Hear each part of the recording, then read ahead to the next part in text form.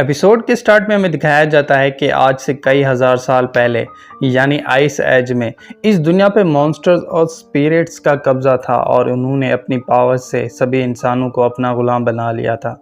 सिर्फ यही नहीं, वो सब इंसानों पे जुल्म भी करते थे और उन्हें अपने मनोरंजन के लिए मार डालते थे। इसी बीच कुछ डीमंस और ऑर्क्स एक एस्ट्रॉयड के रूप में वहां आ जाते हैं और फेरी कॉन्टिनेंट पे क्रैश कर देते हैं। क्योंकि वो एस्ट्रॉयड बहुत पावरफुल था, इसलिए ये देख के मॉन्स्टर्स और स्पिरिट्स अपनी पावर्स को कंबाइन कर लेते हैं और उस कंबाइन पावर से एक पावरफुल स्पेल बना लेते हैं जिसका नाम सेवन गार्ड्स पर्ल होता है। क्योंकि वो सेवन गार्ड्स पर्ल बहुत पावरफुल थे और उससे वो सब मिलके उस एस्ट्रॉयड को हरा सकते थे, इसलिए ये देख के इंसान, मॉन्स्टर्स और स्पिरिट्स बहुत खुश हो जाते हैं। मगर वो एस्ट्रॉयड जिसके अंदर डीमंस और ऑर्क्स की पावर थी, वो उन सेवन गॉड पर्ल्स को डिस्ट्रॉय कर देता है और फिर फेरी कॉन्टिनेंट पे लैंड कर जाता है, जिससे फेरी कॉन्टिनेंट के टुकड़े टुकड़े हो जाते हैं। सिर्फ यही नहीं, इस अटैक से फेरी कॉन्टिनेंट 6 डोमेन्स और 7 सीज में ट्रांसफॉर्म हो जाता है, जिसे लैंड ऑफ मिरेकल्स कहते हैं। अब स्टोरी प्रेजेंट में आती है। यहाँ हमें किंगडम ऑफ आर्डर दिखाया जाता है, जहाँ पे ढेर सारे बच्चे अपनी पावर्स को हासिल कर रहे होते हैं। तभी किंग एक लड़के को बुला लेता है जिसका नाम फेंग होता है। फेंग वहाँ पे मौजूद मैजिक पिलर के पास चला जाता है और उससे अपने लिए पावर्स हासिल करने लगता है। तभी उस मैजिक पिलर से ढेर सारी एनर्जी बाहर निकलने लगती है और उसकी बॉडी के अंदर ट्रांसफ़र होने लगती है। क्योंकि उस किंगडम में अभी तक कोई भी लड़का पावर नहीं हासिल कर सका था, इसलिए ये देख के सब शॉक रह जाते हैं। तभी उस मैजिक पिलर की एनर्जी और ज़्यादा इंक्रीज हो जाती है, जिससे वहाँ पे एनर्जी का एक बहुत बड़ा ब्लास्ट होता है और फैंग को लॉ ऑफ आर्डर की एक बुक मिल जाती है।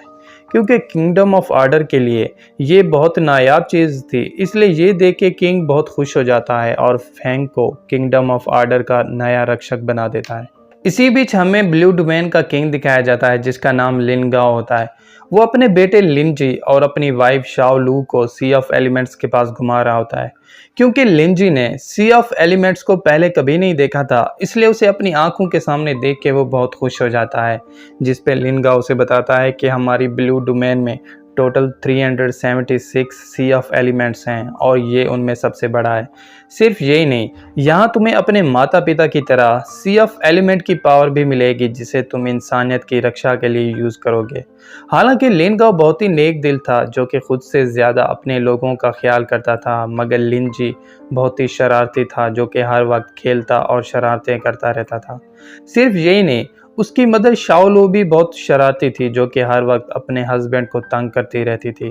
तभी लिन गाओ अपने बेटे को बताता है कि इस सी ऑफ एलिमेंट के अंदर ढेर सारे एलिमेंट्स छुपे हैं और इन्हें हासिल करने के लिए तुम्हें इसके अंदर जाना होगा।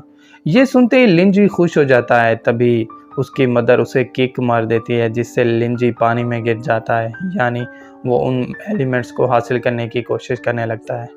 अब इस इंसिडेंट को काफ़ी देर हो जाती है, क्योंकि लिनजी काफ़ी देर से सी के अंदर है और अभी तक वो ऊपर नहीं आया। इसलिए ये सोच के लिनजी के माता पिता डर जाते हैं और उसे ज़ोर ज़ोर से पुकारने लगते हैं, मगर उनकी आवाज़ लिनजी तक नहीं पहुंच पाती। तभी उस सी के अंदर एक बहुत बड़ा एनर्जी का ब्लास्ट होता है, जिससे एलिमेंटल टाइड्स बाहर आ जाती हैं। सिर्फ यही नहीं, उस एलिमेंटल टाइड के अंदर चारों एलिमेंट्स होते हैं, यानी फायर, थंडर, विंड और वाटर, जो कि लिनजी के साथ खेल रहे होते हैं।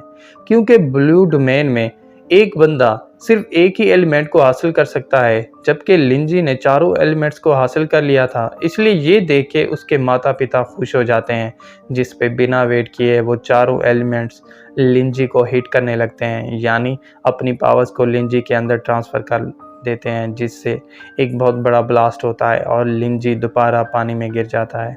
अब स्टोरी 20 साल आगे चली जाती है। लिनजी बड़ा हो चुका था और वो ब्लू डोमेन का पावरफुल योद्धा था। सिर्फ यही नहीं, वो ब्लू डोमेन के लोगों में भी मशहूर था, ख़ास तौर पे लड़कियों में जो उस पर मरती थी। इसी बीच एक बंदा जिसके साथ वो फाइट कर रहा था, वो उस पर अटैक कर देता है, मगर लिनजी आसानी से खुद को उसके अटैक से डॉज कर लेता है। ये देख के वो बंदा बार बार लिनजी पे अटैक करने लगता है और उसे हर्ट करने की कोशिश करने लगता है, मगर हर बार लिनजी उसके अटैक को डॉज कर लेता है। सिर्फ यही नहीं, लिंजी अपनी पावर से उस पर अटैक कर देता है और उसके हर अटैक को आसानी से डिस्ट्रॉय कर देता है। क्योंकि लिंजी की पावर बहुत ज़्यादा थी, इसलिए ये देख के सभी लड़कियां उसके लिए चीयर करने लगती हैं और साथ साथ उस बंदे का मजाक उड़ाने लगती हैं। ये देख के वो बंदा गुस्सा हो जाता है और अपने गोल्डन सर्कल की पावर को एक्टिवेट करके लिंजी पे अटैक कर देता है। क्योंकि उसका अटैक बहुत पावरफुल है, इसलिए ये देख के लिंजी भी अपनी पावर्स को एक्टिवेट कर लेता है और एक बैरियर बना के उसके अटैक को रोक लेता है। सिर्फ यही नहीं, वो अपनी पावर से उस बंदे के गोल्डन सर्कल को डिस्ट्रॉय कर देता है, जिससे एक बहुत बड़ा ब्लास्ट होता है और लिंजी इस फाइट को जीत जाता है। और इसके साथ ही पार्ट 2 यहीं पे एंड हो जाता है। तो दोस्तों, अगर आपको पार्ट 2 की एक्सप्लेनेशन अच्छी लगी हो तो चैनल को सब्सक्राइब और वीडियो को लाइक ज़रूर कीजिएगा। और अगर आप चाहते हैं कि मैं आगे के एपिसोड्स को भी एक्सप्लेन करूं तो कमेंट करके ज़रूर बताइएगा। Thank you.